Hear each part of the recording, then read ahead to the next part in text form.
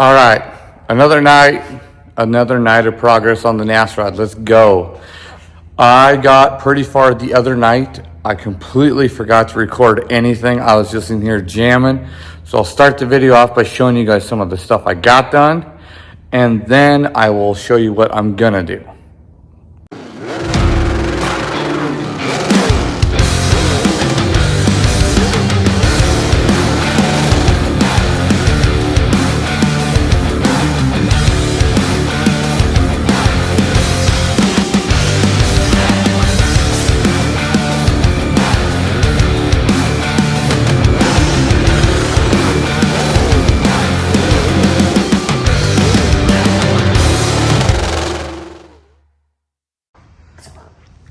All right, so I went ahead and built these door bars.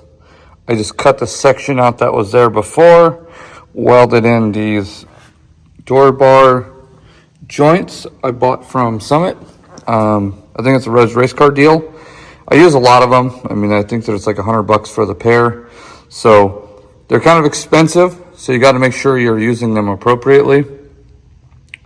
But I got those in each side, and actually I could take this bar out and put it on that side and vice versa, so I got everything super symmetrical, which makes me happy.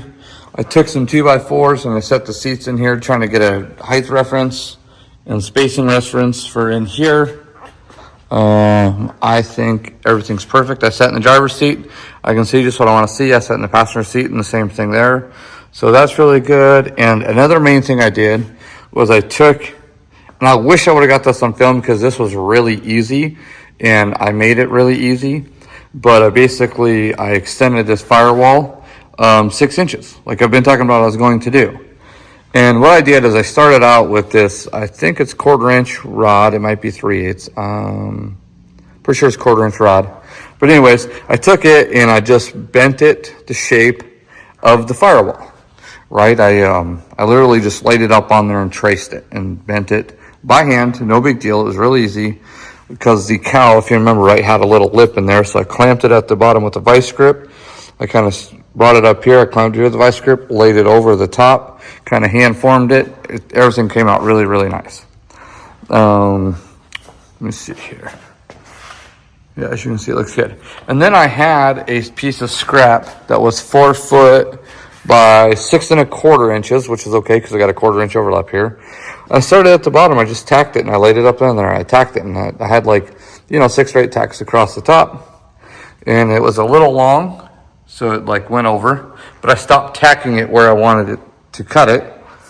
And then I went ahead and grabbed another scrap piece. That was 8 inches or something wide, so I stomped it out and stomped here to be 6 1/4. No big deal, right? Nice straight line. Started over here, went up again to the middle, right? And then I overlapped them. I cut both of them with a cutoff wheel. I clamped them together, and I literally just spot welded it in there. And then once I was done spot welding it, I ground the weld down. It's got this cool little peak like you would see on an old car, so I like it. And as you can see, it's got good penetration on the bottom, just doing spot welds. You don't have to burn it in.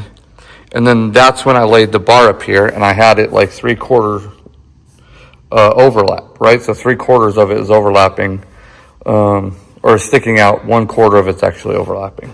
So it'd be a 1/4 overlap. God damn, that's sharp wire on the tire. But yeah, then I just brought it down. As you can see, it's a little long down here. I just haven't cut it yet, but that is, that's going to be so nice because that's going to allow me, again, 6 extra inches of leg room, which is going to be where the pedal box is. So I can bring the pedal box 6 inches this way and have plenty of room. I'm super pumped about it. That was worth redoing this whole car for, is just having that extra 6 inches of firewall. Now, we have not moved the transmission or engine or any of that from where it was before. Well, I take that back. We have not moved the engine placement from where it was before. I literally just brought the cab firewall further out. Because if you remember right, we had, on this old firewall, we had a lot of room. I mean, this brake and clutch masters cleared the back of the head with probably 4 or 5 inches. So the motor was sticking out there pretty far. You know, we had a lot of rear weight on this deal, so I don't want to move it from the Corvette position. And as you can see, where the shifter is here versus the driver's seat, that's right where it would be like in a Corvette. So I think we're going to have the bounce still pretty close to like a C6Z would be, which makes me really happy because that's what we're after. We're after that balance. So now I started on this one pipe already. I don't know if you can see it, but it's this one that goes from here to here, this one right here. I built that one there. It's a double cope deal on the top and a three-sided cope on the bottom. No big deal. I got that in there, so I'm going to build the other side. I'm going to get those tacked in, and what that's going to allow me to do is actually put this bar in, the one that's going to go from here and 90 down. It's going to have a really steep cope. It's going to be a really difficult piece to build. Probably going to take me 2 or 3 tries, honestly, just because it is such a difficult, long cope on this back end to be able to weld it properly, which I'm fine with. Give me the challenge. I'm after it. So ideally, it's going to be clear down here at the bottom, come straight back, parallel with this one, straight back, and then have like, it'll be like 60 or 80 degrees down. It won't be a full 90 because that'd be a long curve, but I want it to be, you know, 60 or 80 degrees and just get it into here. Now I could come straight across and have the one plate, but I think a curve there is what this car really needs because it's got like this swooping curve. The roof's got curves on it. The windows are, you know, got curves on them. I think it just needs to have that curve to look professional. So I'm going to get that other upright bar for that side. I'm going to try and get those curves done tonight, and then I'm going to try and mount the air jacks tonight. I had originally mounted them on the inside, but then after doing some math, it would have been great on the passenger side, but I would have lost my extra room on the driver's side, so I wouldn't have been able to move my pedal box, and that would have been completely pointless. So I decided to put them on the outside of the firewall, put them here. I put this bar at an angle, so this here can be pointed out at an angle, right? And I coped these here for this bar. I'll show you how I did it, but that way it points away from the motor and I'll be able to get my exhaust through there still without overheating that air jack. A lot goes into forward thinking on these, you know. I don't really have a plan. I mean, I got a notebook and a pen here, right? But I mean, I'm not super planning this out. I don't have CAD or I haven't scanned this thing, which would be really cool. I'm not knocking those who can. I just don't have that technology here. So this is just poor people building, I guess, is what it could be considered, you know. Just a guy with a notcher and a bender and some tubing and a welder and a couple of tape measures. So, but it always works out for me. I don't know. Maybe I'm just, it's dumbed down enough for me to make it work the way I need it to. There's nothing wrong with that. Everyone's got their own, you know, level of technology and craftsmanship, and, you know, don't ever let anyone else tell you, you suck, you know. I mean, you can suck, but then as long as you learn from it and get better, you won't suck, right? When you really suck is when you don't learn and you just continue to either A, not try, or B, just not learn. So continue learning, continue getting smarter, continue building. No one will ever be able to tell you, you know, that you actually suck. So that's it for this part of this video. I need to get to work on these pieces so I can get done. Here we go. All right, y'all. This is what I have left over from one of the bending mistakes I showed you guys in a previous video. What's awesome about this here is this now becomes like a radius tool to kind of fit pipes, right? So like this bad boy, I'm trying to put this in here, you know, something like that. Well, now I know I can measure this guy and kind of get an idea of what it's going to take to get to where I need to be at there. So yeah, that's pretty sweet, right? I think I'm going to start with, if you look here, if I put this all the way down on the front end of things, I got to pick it up on the back end. So I don't think it's going to be as long of a swoop as I think. I think if I just do a 45, I'm going to be where I need. With, and I can take and measure from here to that end and I'll put an extra inch on it, but that should be where I start my bend, and then once I 45 it, it should be pretty damn close. Let's go try it.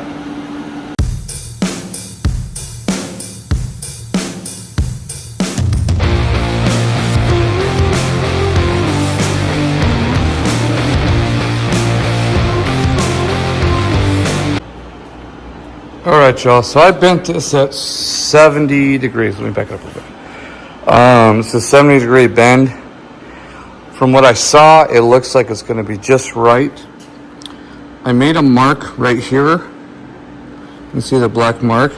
Okay, so that's where I think the inside of this coat needs to be.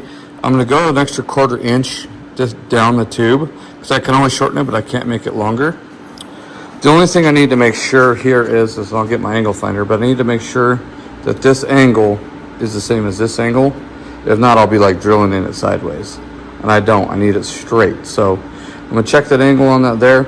I'm gonna notch this here. I'm gonna start notching it, then I'll have to cut it and notch it the rest of the way. Just because my depth of my hole saw here is only, I think, 2 inches. And I think this cut here is gonna be, on the outside is gonna be probably 3 or 3.5 inches. So let's get the cutoff wheel, cut it off and finish it. But I'm gonna record this for y'all so you'll see what I'm talking about.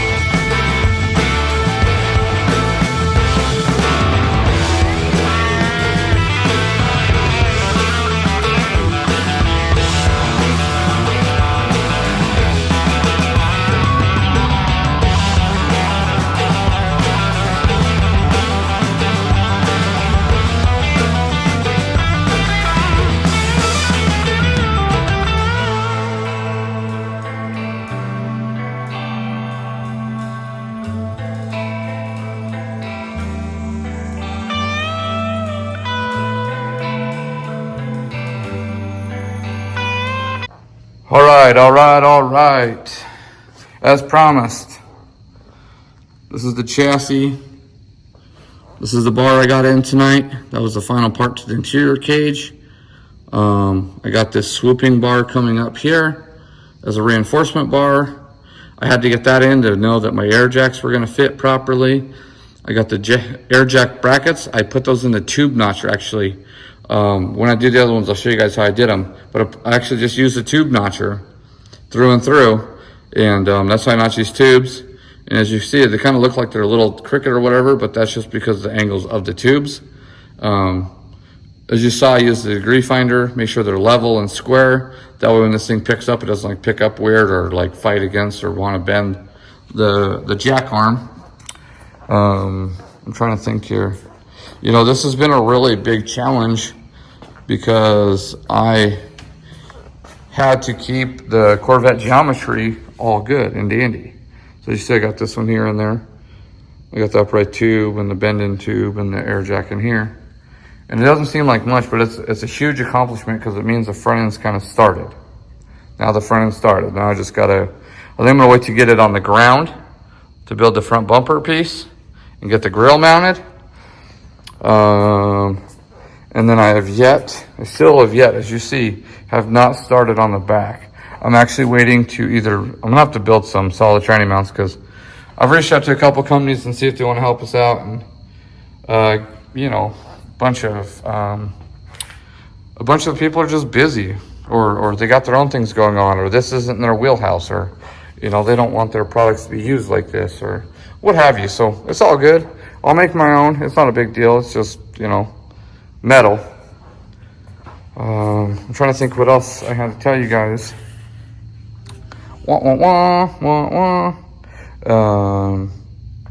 Yeah, I think that's it for tonight. Oh yeah, I never showed you guys all this stuff. Okay, so these here, I got the seats roughly mounted. I think I showed this before. I got the door bars in. I really like that. Look at all this room I have now. Look at that. The pedal box is gonna go in there nice. I have a lot more room. I extended everything out, you know, 6 more inches, which is awesome. The dash bar is in there. It's gonna be perfect. I'm just so excited. I think now I'm gonna cut the back of the cab a little more, although I hate to do it. I think I'm going to do it because I do think this is going to be the final NASROD chassis. I don't think from here I'm going to change it. If I do anything, I'm going to upgrade to like a quick change and a sequential, but that'll have all this mounting just like this still. So I want to run double frame rails down into my other double frame rail there, kind of like I did in the front. I want to do the same back here, keep that kind of same going. So I'm gonna have to cut the back of the cab up a little bit to do that because I want this cab to lift off. And then where these holes are, I'm gonna have tubes coming out, but I'm actually gonna use some of these door bar johnnies like this here, and I'm actually gonna bring them into here. I'll probably tie them up into here, and they'll be quick release, so I'll be able to pull that tube out, or maybe I'll have the tube come down and have the release here. Maybe I'll have some bracing, you know, have it all triangulated tight, and then have that there. I think is what I'm gonna do. That way from inside I can pull that and pull this back piece off. So I'll have to have some more down here somewhere. Obviously I'll engineer that as I get there. Also, I think I'm going to make some plates for here.